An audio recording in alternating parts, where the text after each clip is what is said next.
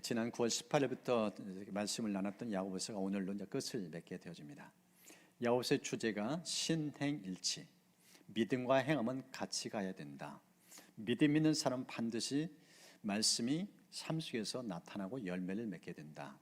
이런 주제를 가지고 여러 가지 측면에서 주신 말씀의 교훈들을 나눴습니다. 우리가 첫 번째 나눴던 주제는 시험입니다. 인생에서 피할 수 없는 도전, 역경.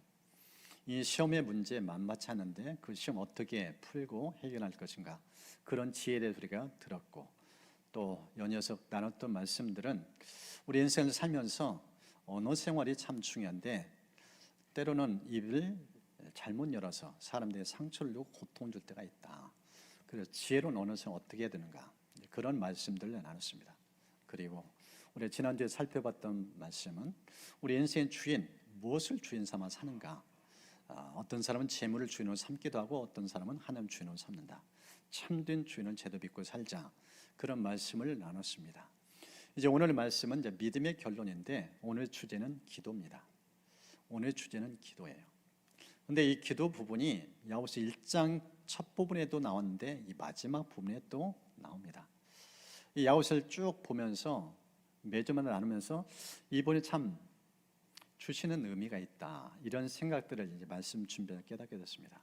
시작도 끝도 말씀을 열면서도 말씀을 닫으면서 똑같이 강조한 부분이 기도입니다. 여러분 야고보서 1장을 보십시오. 5절에 이렇게 말씀해요. 너희 중에 누구든지 지혜가 부족하거든 모든 사람에게 후히 주시고 꾸짖지 아니하시는 하나님께 구하라. 그리하면 주시리라. 야고보서 1장 앞부분을 보면은 시험에 대한 얘기를 꺼내면서 이 시험의 문제는 인생이 만만치 않은 도전이다. 그런데 이런 도전들을 어떻게 풀 수 있는가? 그 해법이 기도임을 말씀합니다. 기도하면은 문제가 풀린다는 거예요. 그 문제를 어떻게 해결할지, 이 고난을 어떻게 풀어야 할지 하나님께서 명쾌하게 답변을 주신다는 거예요. 그래서 이 답안지를 받을 수 있는 비결이 기도임을 말씀합니다. 오늘 이 주제인 이 기도, 오늘 이 본문의 13절은 이렇게 말씀합니다. 너희 중에 고난 당하는 자가 있느냐? 그는 기도할 것이요. 마지막 부분도 이 고난을 똑같이 지금 상기시켜줘요. 인생의 고난은 첫 부분에 있는 부분이랑 끝 부분도 있어요. 우리 인생 어르신 살아보면서 알잖아요. 젊은 적 가정의 부모님들 고생하는 거 봤는데 내가 인생 살아가 보니까 내 삶 속에 고생이 있어요. 고난이 있어요. 노년에는 고난이 없을 줄 알았는데 노년에도 여전히 고난은 인생이 이 쓰나미처럼 밀려올 때가 있어요. 인생은 고난이 끝이 없어요. 끊임없이 몰아닥쳐요. 그래서 이 성경 고난을 계속 반복해서 강조해 줍니다. 그러면서 동일하게 힘을 실어주는 게 무엇인가? 고난의 해법은 역시 기도다. 첫 부분의 기도를 강조했는데 마지막도 고난에 대한 다른 데 있잖아요. 이것을 오늘 성경은 우리에게 말씀을 하고 있습니다. 왜 이렇게 성경은 이 기도를 강조할까? 이 야고보서를 총 정리하면서 묵상하면서 그런 깨달음을 받았어요. 여러분, 기도가 뭐예요? 기도는 하나님과의 관계예요. 하나님과 바른 관계 형성된 사람은 기도하는 게 몸에 배 있어요. 기도가 습관화돼요. 기도를 호흡처럼 하게 돼요. 그런데 하나님과 바른 관계 형성되지 않으면 기도할 줄 몰라요. 기도가 무엇인지 기도의 깊은 맛을 못 느낍니다. 이게 초보 신앙과 성숙한 신앙의 차이점입니다. 고난을 어떻게 풀어나가, 그 해법이 기도라는데 이 고난의 해법을 풀 수 있는 그 열쇠가 기도인데 누가 기도하는가? 관계가 바르게 된 사람, 하나님을 찾기를 늘 즐겨하는 사람, 그런 사람이 이 고난의 해법도 찾게 되어지고 이 기도를 통해 풍성한 은혜를 누릴 수 있음을 말씀해요. 바라기는 저와 여러분 삶 속에 이런 주기를 축복합니다. 오늘 이 성경을 보면은 이 고난에 대해서 해법에 대해서 쭉 얘기하면서 기도를 강조하는데 이 기도를 강조하기 전에 먼저 본문을 보면은 맹세에 대한 부분을 먼저 터치해요. 이렇게 말씀합니다. 오늘 본문의 12절, 내 형제들아 무엇보다도 맹세하지 말지니 하늘로나 땅으로나 아무 다른 것으로도 맹세하지 말고 오직 너희가 그렇다고 생각하는 것은 그렇다고 아니라고 생각하는 것은 아니라 하여 정죄 받음을 면하라. 지금 이 본문의 대부분의 내용은 기도에 대한 얘기인데 왜 갑자기 이 맹세를 터치할까? 여러분, 우리가 어떤 때 맹세하나요? 그 상황을 보면 이해가 되어져요. 보통 맹세는 나라는 사람을 증명하기 위해서, 나라는 사람은 괜찮다는 신뢰성을 심어주기 위해서 주로 맹세를 해요. 결혼도 서로 서약이잖아요. 신뢰를 가지고 출발해요. 그런데 사람들은 이 서약, 이 맹세를 지키기가 어려워요. 오늘 이 본문을 보면은 맹세를 강조하는 것은 포인트가 어디에 있는가? 이 말씀을 보십시오. 무엇보다도 맹세하지 말지니. 맹세 적극 권장하지 않아요. 자제를 강조하고 있어요. 왜 그런가? 인간은 약속을 지키기가 쉽지 않다는 거예요. 약속하고도 쉽게 파기하는 게 인간이라는 거예요. 그런 연약성의 있음을 성경 우리에게 말씀을 하고 있습니다. 그러면서 연이어서 기도를 이어가요. 맹세는 지키기 어렵지만은 기도하면은 하나님의 은총이 임한다는 거예요. 나라는 존재는 그렇게 확실한 인간이 아니라는 거예요. 부족함 투성이, 허물 투성이, 연약함 투성이가 인간이라는 거예요. 그래서 나에게 신뢰 대상을 두고 나를 자꾸 입증시키고 나를 드러내면은 나라는 사람은 점점 실망하기 쉽다는 거예요. 그래서 오늘 성경은 맹세보다는 기도에 대해 힘을 실어줘요. 기도에다가 더 집중하는 것을 강조합니다. 오늘 이 본문을 통해서 기도가 무엇인지 세 가지 중요한 메시지를 함께 나눕니다. 첫 번째, 기도가 무엇인가? 고난의 해결책. 고난의 해법이 기도임을 오늘 성경은 정확하게 말씀합니다. 다시 보십시오. 13절.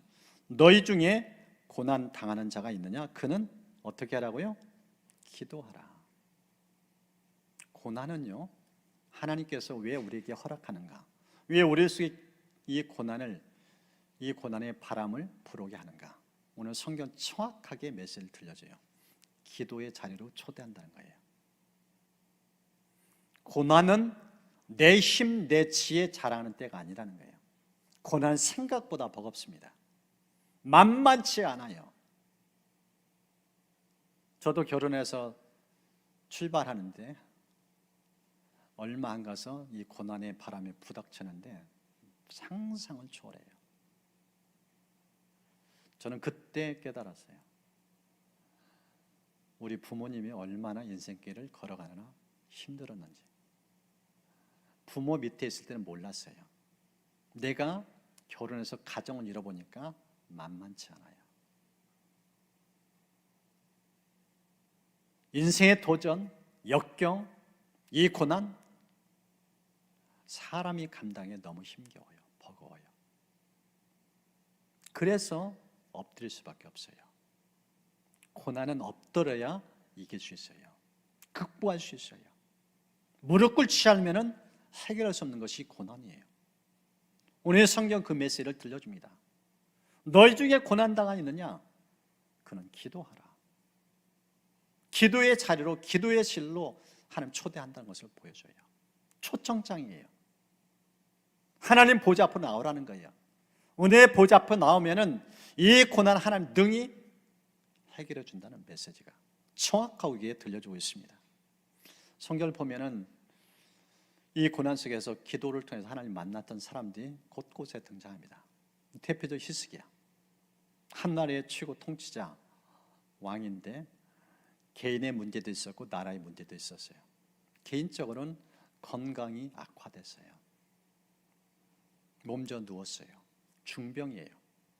이사야 선지자 찾아가서 위로차 갔는데 하나님이 위로는커녕 메시지를 들려줘요. 이제 인생 정리하라고 말씀해라. 사형 선고를 내려요. 여기서 인생 정리하라는 거예요. 더 이상 못 산다는 거예요. 이 중병은 죽음을 준비하는 준비라는 거예요. 그런 중병이에요. 말기암 환자에게 던지는 메시지는 똑같은 거예요. 더 이상 인생을 연장할 수가 없어요.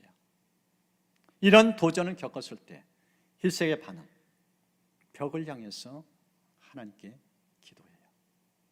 그리고 눈물로 통곡하며 기도해요. 그의 기도하는 것을 하나님이 보셨어요. 들으셨어요. 그래서 성경 말씀합니다. 내가 너의 눈물을 봤고 내 기도 소리 들었다. 기도를 들으시고 눈물을 보았다는 거예요. 하나님은 우리가 어떻게 반응하는지 정확하게 예의주시하십니다. 그래서 이 기도하는 겸비에 엎드리는 히스기야에게 하나님께서 놀라운 은총을 주셔요. 이미 생명 끝났다고 했는데 이제 죽음을 준비할, 임종 준비할 이 상황인데 하나님이 그의 엎드림, 그의 겸비함, 그의 입을 열어 하나님께 기도하는 이 기도를 들으시고 생명을 15년 연장해 줘요. 15년 더 살 수 있도록 기회를 주셔요. 그리고 지금 나라의 침공, 이제 풍전등화예요. 아수르의 침공, 나라의 망할 위기 상황. 그때 하나님께서 걱정하지 마라. 나라도 내가 너 지켜주신다. 개인의 생명도 나라의 위기도 하나님이 기도할 땐 다 풀어줘요. 여러분, 이게 기도의 능력입니다. 기도하면 당면의 인생의 이 도전들을, 이 역경을 능히 극복할 수 있다는 거예요. 다윗, 그도 수많은 역경을 겪었어요. 만만치 않았어요. 고생에 극심했어요. 그런데 이런 숱한 고난, 역경을 통해서 그가 배운 건 무엇인가? 기도예요. 여러분, 시편 보십시오. 시편은요, 시상에 떠올라서 차 마시며 쓴 치가 아니에요. 처절한 인생의 도전을 겪으면서 광야 같은 그 힘겨운 그 현장에서 쓴 시가 이 시편이에요. 그래서 시편을 보면은 위안이 되고 힘이 돼요. 나와 똑같은 고생을 겪은 사람의 삶의 고백이 담겨져 있기 때문에. 시편 18편에 보면은 이 다윗이 고난 역경 속에서 부르짖는 기도를 올려드립니다. 내가 고통 가운데서 주님께 부르짖고 나의 하나님을 바라보면서 살려달라고 부르짖었더니 주님께서 그의 성전에서 나의 간구를 들으셨다. 주님께 부르짖은 나의 부르짖음이 주님의 귀에 다다랐다. 이런 분주림, 이런 애절함, 이런 간구, 이 기도에 하나님이 어떻게 응답하신지 그가 이런 글로 남겼습니다. 주님께서는 나를 지키는 방패를 나의 손에 들려주셨고 주님께서는 오른손으로 나를 강하게 붙들어 주셨습니다. 주님께서 이토록 보살펴 주시니 나는 큰 승리를 거둘 것입니다. 숱한 역경 고난, 죽을 위기들 수없이 겪었어요. 근데 그가 엎드려 기도하면서 눈물로 간절하게 하나님께 부르짖으면서 그 간절함을 하나님께 응답했어요. 하나님이 손에 방패 주시고 전후 좌우 사방에 벽을 쳐주셔서 보호해 주시고 그리고 큰 승리를 거두게 하셨다고 말씀해요. 위기가 기회예요. 반전의 역사가 일어나요. 우리가 포르투갈 월드컵 봤잖아요. 금요 기도회 끝나고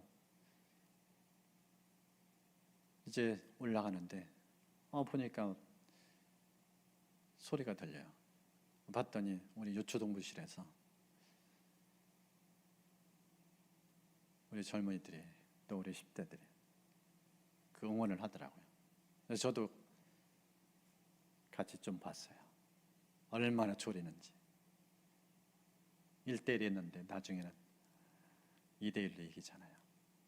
얼마 시간 남지 않은 시점에서 참 그걸 보면서 제가 있었어요.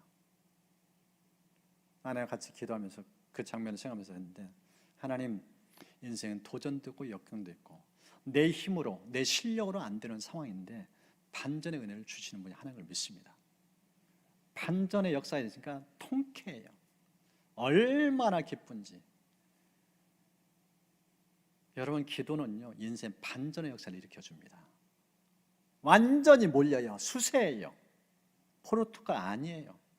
인간의 힘으로 도저히 할 수 없는 너무나 힘겨운 버거운 짐이에요. 그런 도전들, 그런 역경들 어떻게 반전케 하는가? 기도하면 그 역사가 일어나요. 그 능력이 임해요. 포르투갈전과 비교가 안 되는 기쁨, 감격, 희열을 안겨줘요. 이건 기도한 사람이 누리는 복입니다. 하나님께서 여러분 한 분 한 분이 그런 종 누릴 수 있을 축복합니다. 입을 열어 기도하면 역사가 일어나요. 기적이 있어요. 축복이 있어요. 오늘 성경은 그런 메시지를 우리에게 들려줍니다. 오늘 새벽에 우리 매일마다 묵상하는 이 묵상지 본문을 보니까 고린도서 1장이에요. 사도 바울이 겪었던 고생을 거기에 기록해놨어요. 그의 고백입니다. 살 소망까지 끊어졌다. 사형 선고 받았다. 이런 고백을 글 속에 해요. 그러면서 아시아에서 왜 이런 환난을, 극심한 환난을 겪었는지 그가 깨닫게 되어져요. 이런 고백입니다.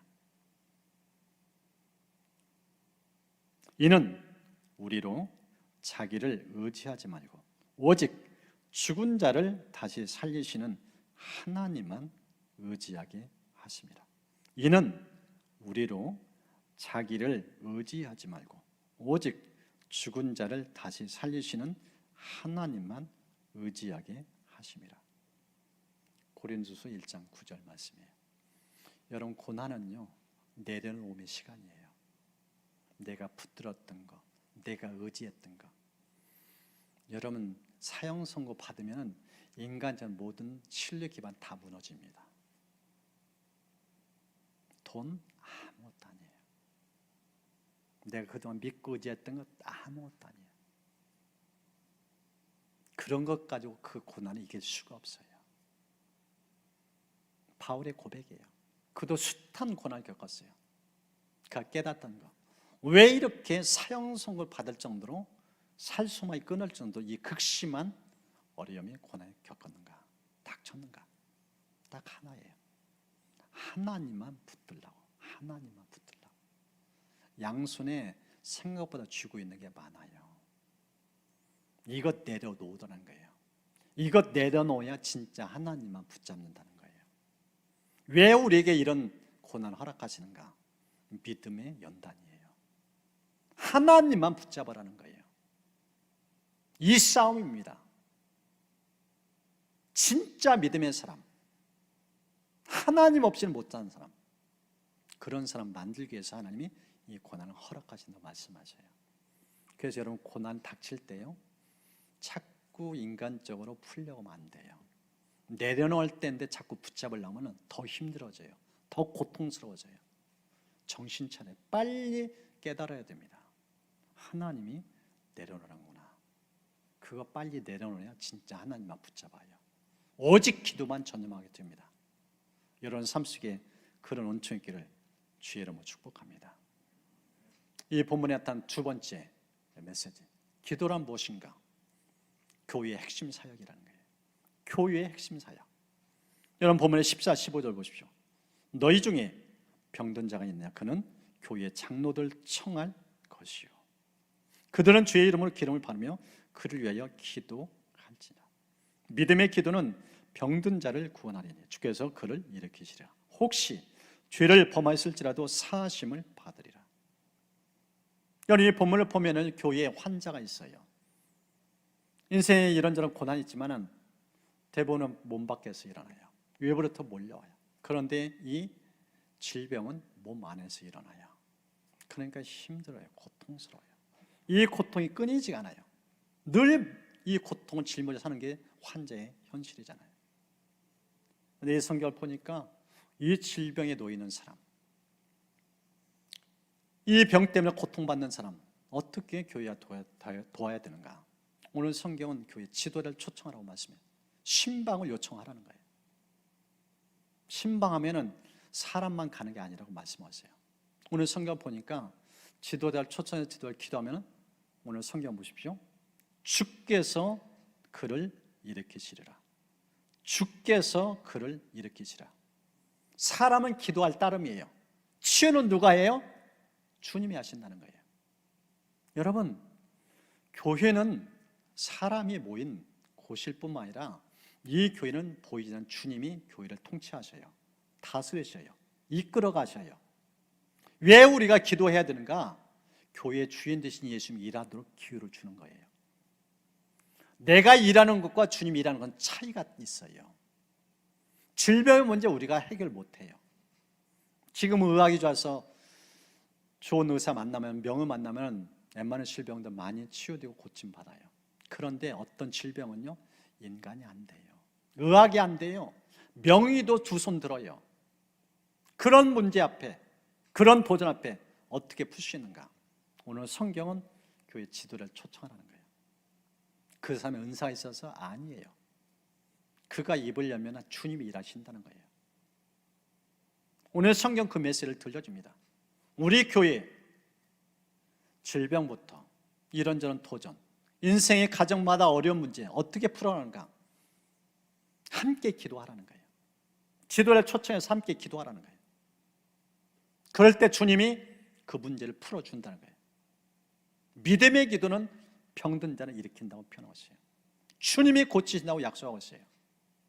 기도하면 주님은 침묵하지 않으셔요. 역사하셔요. 움직이셔요. 주님이 그 신바 현장에 함께 일하셔요. 여러분 삶 속에 이런 은총을 누리시기를 축복합니다. 역동적 기도, 능력 있는 기도, 주님의 역사가 충만케 임합니다. 우리 교회에 활력 있는 기도, 날마다 깨어 기도하는 기도, 그 기도 속에 주님은 날마다 신방하나 바쁘셔요. 여러분, 주님이 바쁘게 움직이시길 원하요? 아니면 주님은 하늘 보좌에 가만히 앉아 계시길 원하요? 어떤 것을 선택하실 거예요? 여러분, 주님이 움직이셔야 돼요. 주님이 움직이셔야 인생의 역사가 일어나요. 기적이 있고요. 오늘 성경은 바로 그 모습을 보여줍니다. 예수님께서 이 땅에 오셔서 많은 환자를 고치셨어요. 그걸 알고 회당장 야이로가 12살 딸인데 이 딸이 갑자기 아파요. 그래서 급히 예수님께 도움을 요청해요. 그래서 주님이 가요. 근데 가는 도중에 12의 혈루병 앓는 여인이 자기의 아픈 질병 치유하기 위해서 주님의 몸에 손대고 또 그런 가운데 시간이 조금 약간 지체돼요. 그런 과정 속에서 아이가 죽어요. 근데 예수님은 죽었다는 소식을 듣고도 그 집을 향해 가요. 근데 갈 때 3명의 제자를 데리고 가요. 베드로, 야고보, 요한. 그래서 이 세 제자가 예수님과 함께 이 죽은 아이 방에 들어가요. 주님이 소녀야 일어나라. 달리다 쿰. 이 말씀을 전하는데 아이가 죽은 아이가 일어나요. 베드로가 이걸 봤어요. 사도행 9장을 보니까 베드로가 똑같이 그 일을 행해요. 도로가 이 답이다.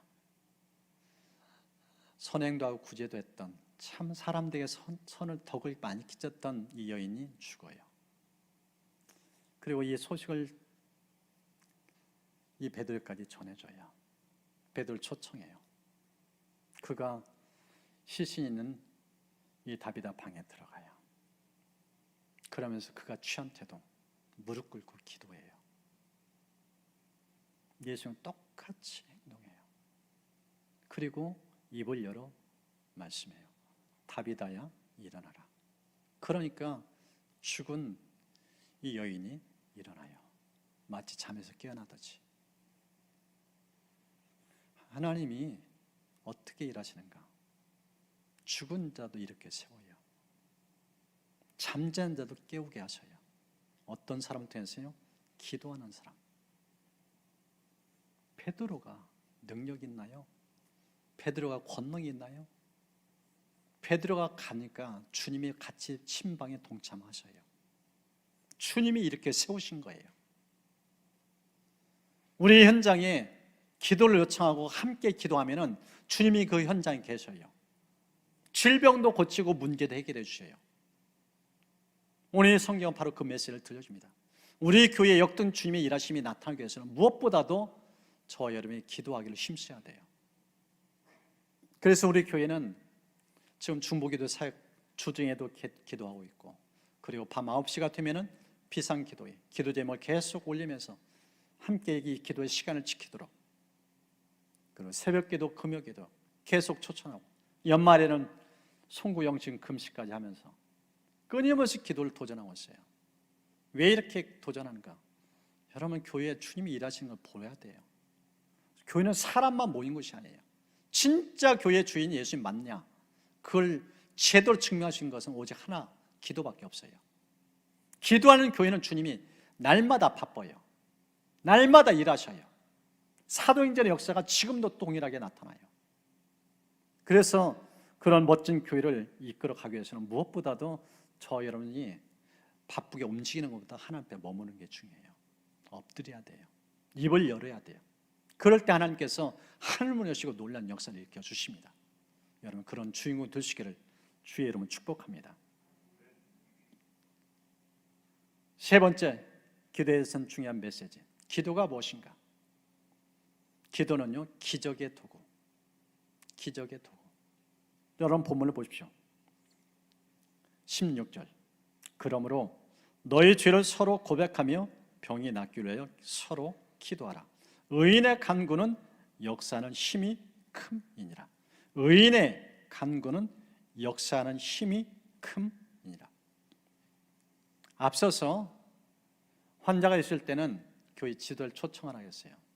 지도자들만 기도하는 것처럼 보여져. 그런데 이 16절은 서로라는 단어를 강조해요. 두 번이나 강조해요. 서로 기도하라. 기도는 지도자의 전유물이 아니에요. 모든 성도와 동시에 누릴 수 있는 특권이 기도입니다. 그래서 너도 나도 모두가 다 기도의 자리에 함께 나가야 된다는 거예요. 오늘 성경 그걸 말씀이에요. 그러면서 부연 설명입니다. 의인의 기도 역사는 힘이 크다. 여러분, 누가 의인인가요? 의의 근원 되신 예수님, 그분을 구주로 믿는 분, 예수님과 바른 관계를 맺으면 누구나 다 의인이에요. 주님과 신뢰관계가 형성돼요. 그래서 주님 붙잡고 나아가면은 주님이 역사를 일으켜요. 예수 그리스도의 이름으로 기도하니까, 그 역사를 일으켜 주시니까. 그래서 예수 믿는 순간부터 힘쓸 것이 기도입니다. 기도하기 시작하면 일하셔요. 역사하셔요. 놀라운 은총이 임하고요. 저는 우리 교회 속한 성도 한 분 한 분이 이 기도의 특권을 날마다 누리며 살 수 축복합니다. 한두 번 어려운 일을 힘들 때만 기도하는 것이 아니라 기도가 몸에 배야 돼요. 습관이 되어져야 돼요. 그래서 제가 정말 여러분의 간절히 부탁을 드린 것은 하루의 첫 시간, 거리가 되면 교회에 나와서 하고, 안 되면 집에서도, 아니면 가까운 교회라도 나가서 새벽 첫 시간을 하나님께 드리는 습관을 가져서 축복합니다. 여러분, 그 시간을 드리는 것과 안 드리는 하늘과 땅의 차이예요. 첫 시간을 드리는 게 정말로 중요해요. 어찌다 한번 기도하는 것과 날마다 기도하는 것은 틀려요. 차원이 달라요. 기도가 몸에 배도록 하기 위해서는 새벽 기도예요. 새벽에 몸에 배야 기도가 습관이 되어져요. 예수님이 그 모델이 되셨잖아요. 주님은 지금도 이 제사에서 다 마치고 난 다음에 하늘 보좌 옆에 앉으시는데 무엇 하는지 로마서는 이렇게 보여줍니다. 그분은 죽으셨을 뿐만 아니라 다시 살아나 하나님의 오른편에 앉아 계시면서 우리를 위해 중보 기도를 하고 계십니다. 어떤 일 하신다고요? 중보 기도하고 계세요. 주님 쉬지 않고 계세요. 너희들 알아서 기도하고 나는 쉬겠다, 이렇지 않아요. 지금도 변함없이 주님은 쉬지 않고 기도하고 계셔요. 그럴 정도로 기도가 중요해요. 여러분들이 이 주님처럼 늘 깨어 기도하는 하나님의 사람들 되시길 축복합니다. 기도가 열린 사람, 기도가 몸에 밴 사람은요, 근심 걱정할 필요가 없어요. 하나님의 역사가 임하니까. 오늘 이렇게 기도가 기적의 도구인 것을 두 가지 측면에서 강조합니다. 왜 그런가? 기도는 하늘 문은 여는 열쇠이기 때문. 이것을 우리에게 보여줘요. 17절 18절. 엘리야를 인물로 등장시키면서 설명해줍니다. 엘리야는 우리와 성정이 같은 사람인데 그가 비가 오지 않기를 간절히 기도한즉 3년 6개월 동안 땅에 비가 오지 아니하고 다시 기도하니 하늘이 비를 주고 땅이 열매를 맺었느니라. 하늘 문이 열리기도 하고 닫히기도 해요. 도대체 얼마나 능력이 있길래? 기상이변임이에요. 멀쩡한 하늘인데 엘리야가 기도하면 하늘에 비가 내려요.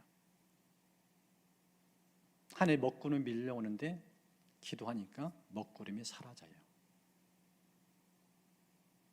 이게 기도예요. 그러면서 엘리야에 부연 설명합니다. 그가 어떤 사람인지. 우리와 성정이 똑같았다. 무슨 뜻이에요? 비범한 사람 아니었다는 거예요. 보통 사람, 평범한 사람이었다는 거예요.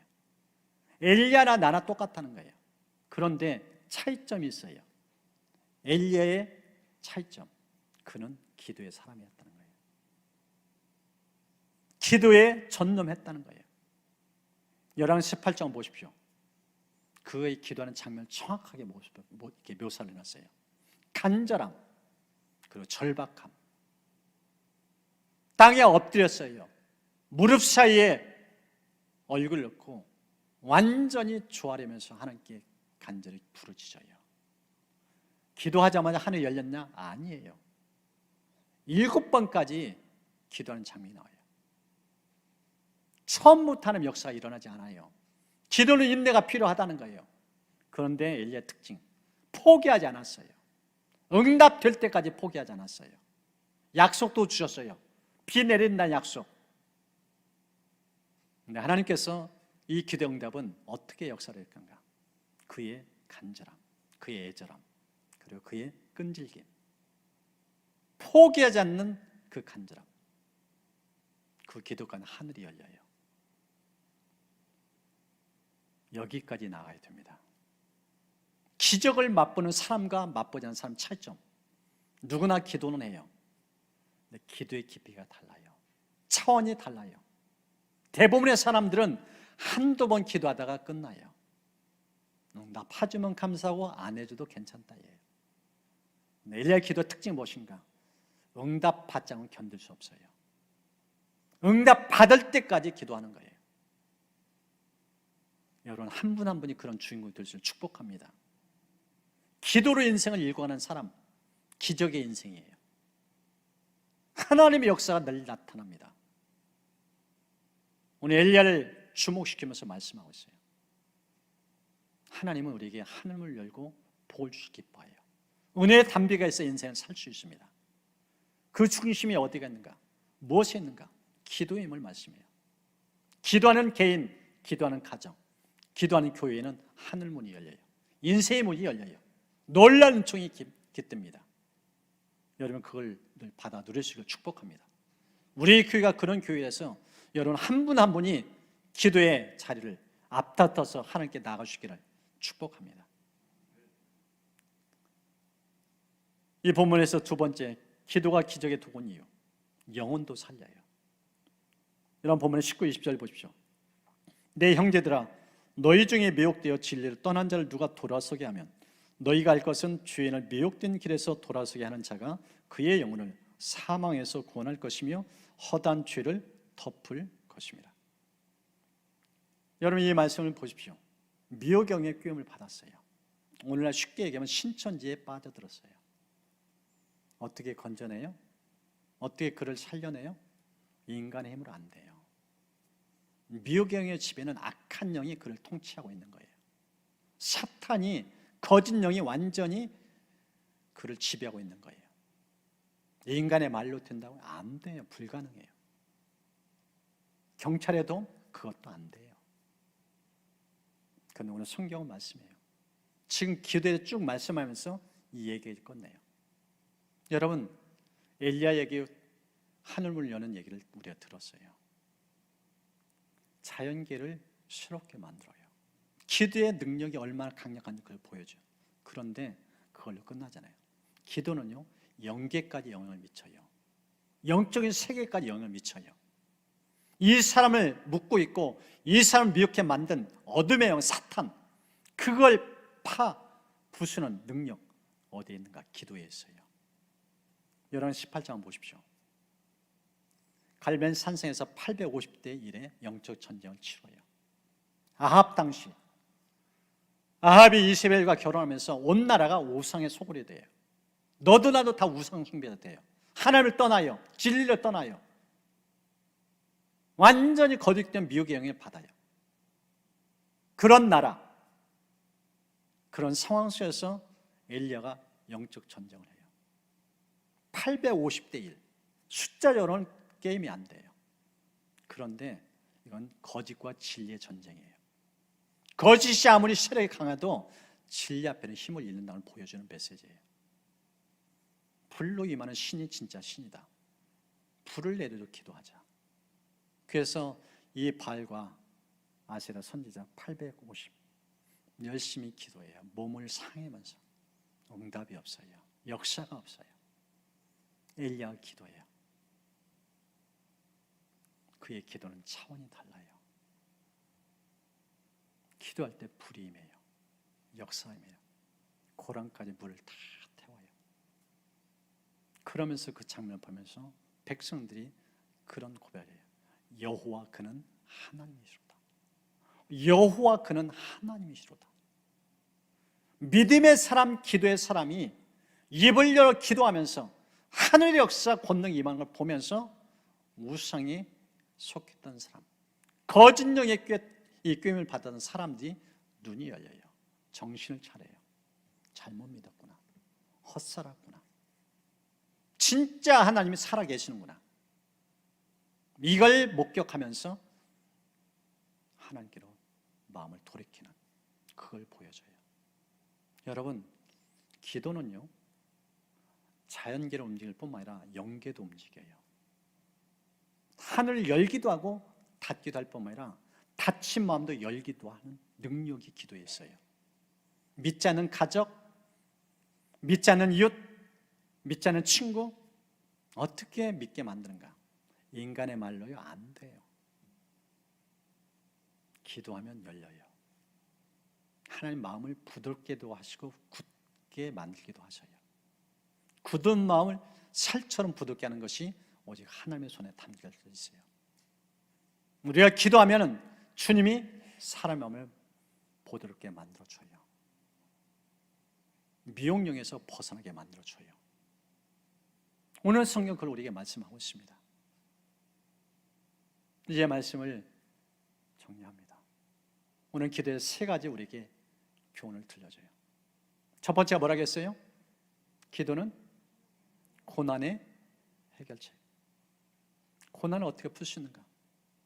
기도실로 오라는 거예요. 기도의 차로 오라는 거예요. 하나님 앞으로 나오라는 거예요. 두 번째, 고난의 해결책. 교회의 핵심 사역. 교회는 어떤 곳인가? 기도처예요. 기도하기 위해서 오는 곳이에요. 만민이 기도하기 위해서 오는 곳. 이게 교회예요. 세 번째, 기적의 도구. 우리 인생에서 기적을 일구는 유일한 열쇠는 기도라는 거예요. 근데 여러분 이 열쇠 손에 쥐고 있는데 여러분 열쇠 상태 체크해 보세요. 반짝반짝 빛나나요? 아니면 녹슬었나요? 여러분 열쇠 보세요. 가만 더 보세요. 그냥 녹슬어요. 쓸모없어요. 힘을 없어요. 근데 자꾸 써보세요. 열쇠가 반질반질해요. 우리의 삶에 능력이 임하는가? 아니면 힘없이 사는가? 딱 하나입니다. 성도의 기도의 삶을 체크하면 알아요. 한국교회 왜 이렇게 힘없이 무너지는가? 기도하지 않기 때문이에요. 한국교회에서 이렇게 세상에 영향을 미치고 정말 교회가 폭발적인 성장하는 그때는요 교회가 철학기도 했었어요. 새벽기도 날마다 했어요. 근데 지금 기도하는 게 너무 힘이 들어요. 기도의 자리에 너무나 없어요. 금요기도에 새벽기도에 문제인사만 나오는 것처럼 착각해요. 여러분 기도에 살아나요. 나도 살고 내 가정도 살고 교회도 이웃도 세상도 살 수 있는 길은 기도밖에 없습니다. 우리 야고보서에서 마지막 결론, 믿음의 결론은 무엇인가? 기도의 사람이 되라. 엘리야처럼 살라. 이 메시지를 들려줍니다. 저는 이 야곱을 보면서 제 신앙을 이렇게 쭉 점검을 했어요. 돌아보면서 정말 내 고난 앞에서 제대로 고난을 풀고 있는가? 내 언어 생활은 어떤가? 나는 진짜 돈을 의지하는가? 하나님을 의지하는가? 계속 돌아보고 돌아봤어요. 한 해 마무리 되는 시점에서 12월 1일 날 제가 우리 교회에서 늘 강조하는 예수님과 동행하는 거, 또 일기도 함께 쓰면서 이렇게 가자고 권면하는데, 저도 지금 날마다 일기를 쓰는데 12월 1일 날 이런 일기를 썼어요. 하나님을 바라보면 평안이 깃들고 영이 맑아지는 것을 느낀다. 마음과 생각이 오직 하나님 한 분만 집중하기 때문이다. 시선을 주님께 두면 혼잡한 마음과 생각들이 떠나고 하나님과의 핫 라인만 선명하게 이어지기 때문이다. 그래서 주님은 늘 하나님만 바라보라고 말씀하신다. 그 하나님과의 마음과 마음이 이어지고 눈과 눈이 마주치는 것이 인생을 가장 부유하고 행복하게 해주는 것을 너무도 잘 아시기 때문이다. 주님과의 동행이 처음엔 감이 잡히지 않고 마음과 생각을 정리하는 것도 쉽지 않았다. 그런데 이런 시행착오 속에서 주님을 향한 순전한 마음을 갖고 지속적으로 주님을 바라보는 훈련을 통해 영혼이 맑아지고 마음과 생각이 하나님으로 충만해진 것을 보며 너무도 큰 감사가 된다. 다윗이 자신의 간절한 소원이 하나님 임재 앞에 머무르며 영원하신 하나님과 함께하는 것이라고 했던 의미가 무엇인지 알 것 같아. 주님과 함께하는 시간이 인생을 가장 복되게 하고 하나님과의 만남의 시간이 이 세상 무엇과도 바꿀 수 없는 은혜가 임한 것을 알기에 그는 그토록 하나님 존전 앞에 머무는 것을 그토록 갈망했던 것을 본다. 한 해의 마지막 달 첫날을 보내면서 주님이 올해 부어주신 은혜가 참 많음을 본다.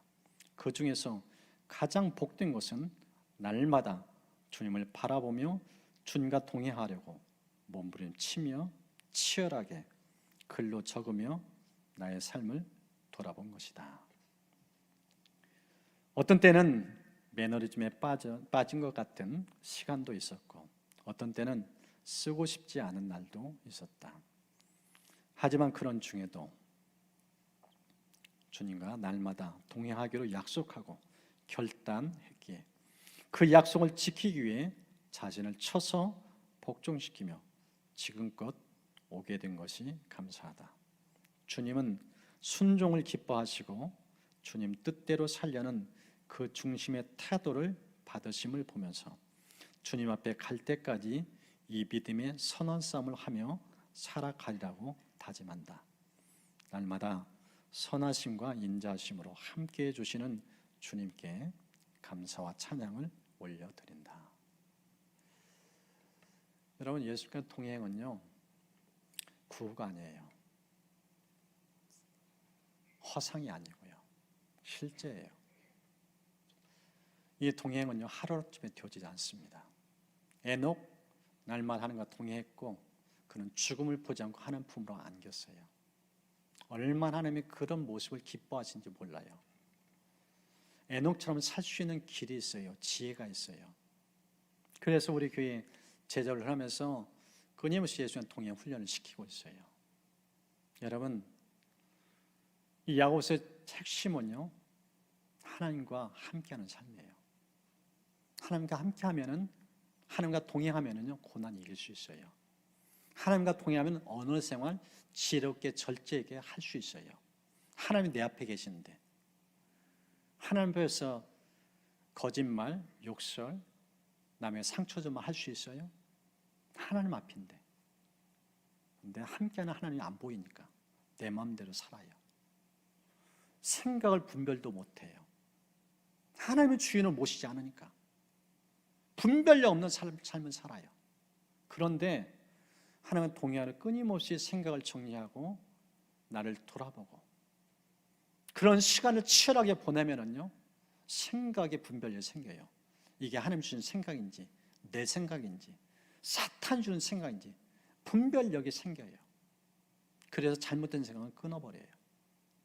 멀리해요. 그리고 재물이 아니라 재물이죠. 하나님을 신뢰하게 돼요. 삶의 중심이 언제나 하나님이에요.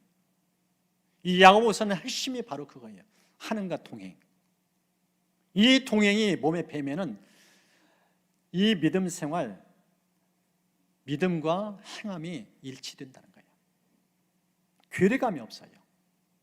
따로따로 놀지 않아요. 말과 행실이 일치된 삶을 살게 돼요. 여러분, 이 동행이 눈이 뜨이고 이것이 습관을 축복합니다. 이 동행이 몸에 배어야 진짜 믿음의 사람을 멋지게 살 수 있어요. 일주일에 한 번 예배, 여러분 예배당 나가는 순간 설교 다 잊어버려요. 세상이 여러분 앞에 몰려와요. 믿음 지키는 건 쉽지 않아요.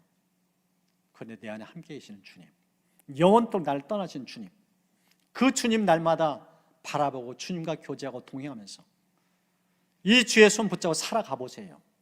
세상이 두렵지 않아요. 하나님이 크게 보이고 실시간으로 주님과 교제하고 주님께 도움을 요청하고 기도가 끊이지 않는데 뭐가 두렵겠어요? 뭐가 무섭겠어요? 하나님께서 우리 교회에 속한 성도 한 분 한 분이 진짜 믿음의 거인들을 축복합니다. 그 믿음의 중심에 뭐가 있는가? 주님과 동행이요, 주님과 교제예요. 기도하면은 엘리야처럼 살면은 그런 역사가 일어납니다. 여러분, 성경의 한 인물 그냥 엘리야를 들었다가 아니라 내가 제3의 엘리야가 되겠다, 이런 다짐하고 이 야고보서의 마지막을 가슴에 새기면서 그렇게 날마다 주님과 동행하고 교제하는 은총 있기를 주님 축복합니다.